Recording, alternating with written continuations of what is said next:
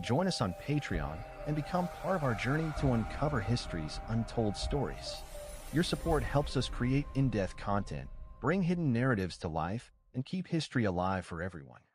It begins, as many ancient tales do, with a journey across deserts and seas, woven into sacred scripture and whispered among exiled peoples.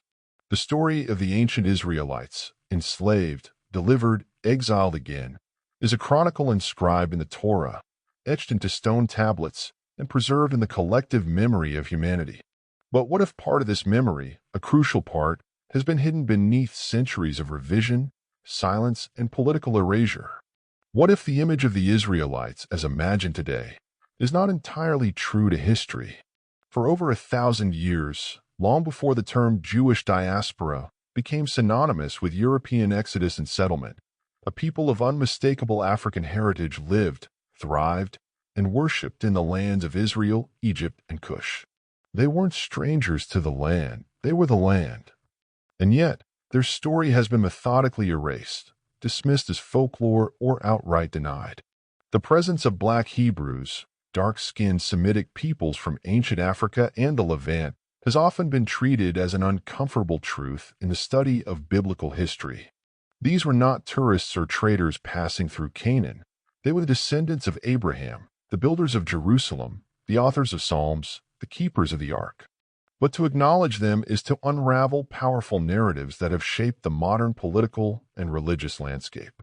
In the earliest descriptions of Israelites found in Egyptian records, particularly in the Merneptah stele, dated to around 1208 BCE, Israel is mentioned as a people already present in Canaan.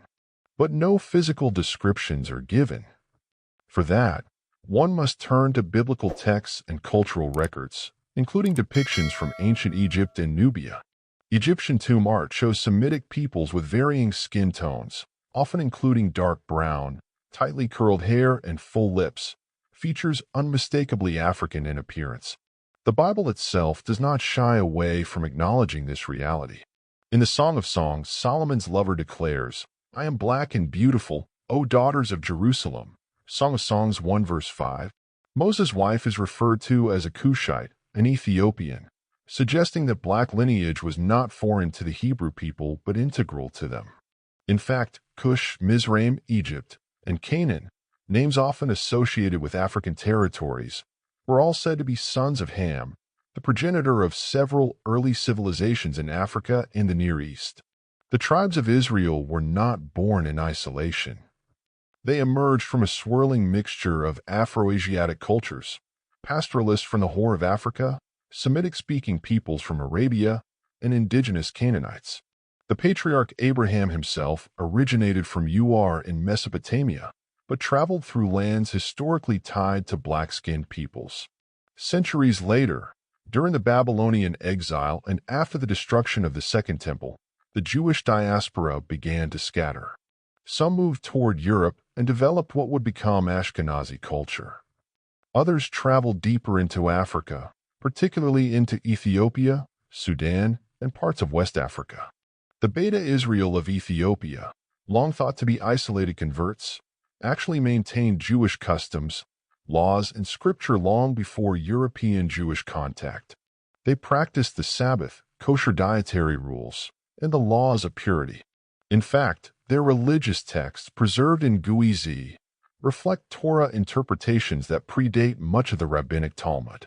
For centuries, European scholars questioned the legitimacy of these African Hebrews. In 1868, the German explorer Eduard Glaser encountered Yemenite Jews who were dark-skinned and unmistakably Semitic, but his reports were largely ignored or dismissed by his European contemporaries. British and French colonial agents in Africa often described black Jews with suspicion, suggesting they were imitators rather than descendants. This Eurocentric bias, rooted in both racial hierarchy and theological rigidity, reshaped the narrative of Jewish origins. By the 19th and 20th centuries, the mainstream view of a white, European-looking Jew had taken firm root, reinforced by religious art, media depictions, and political movements like Zionism.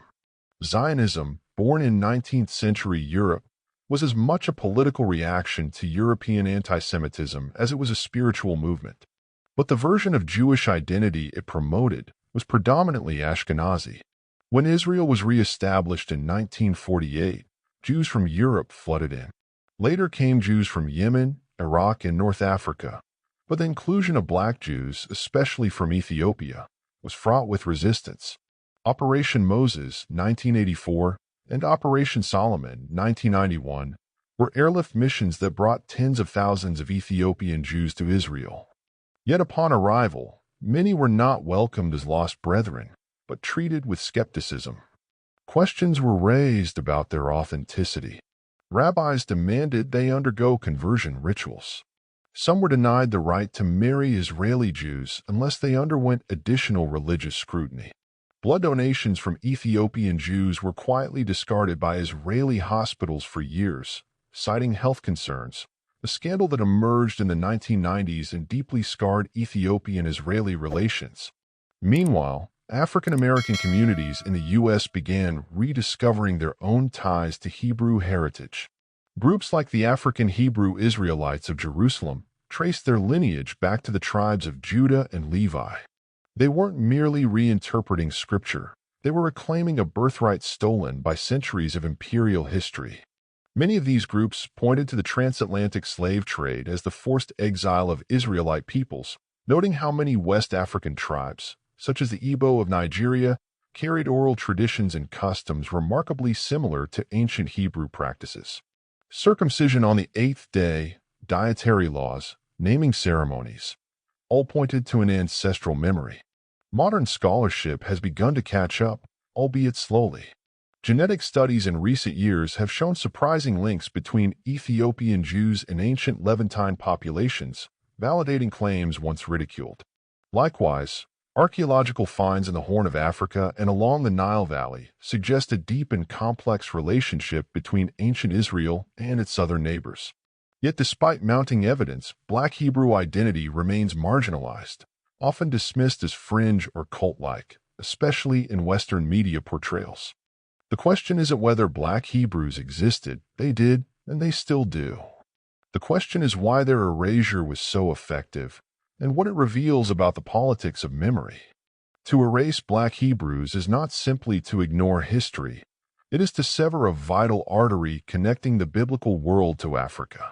It is to perpetuate the myth that Judaism was born in the white halls of Europe, rather than in the brown and black earth of the East and South.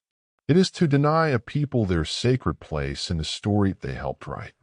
In truth, the ancient Hebrews were a mosaic of Semitic and African peoples, dark-skinned shepherds, kings, prophets, and slaves who wandered deserts, toppled giants, and wept by the rivers of Babylon.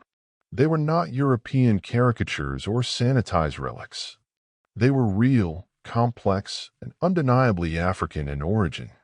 To reclaim their story is not to rewrite history. It is to finally tell it in full,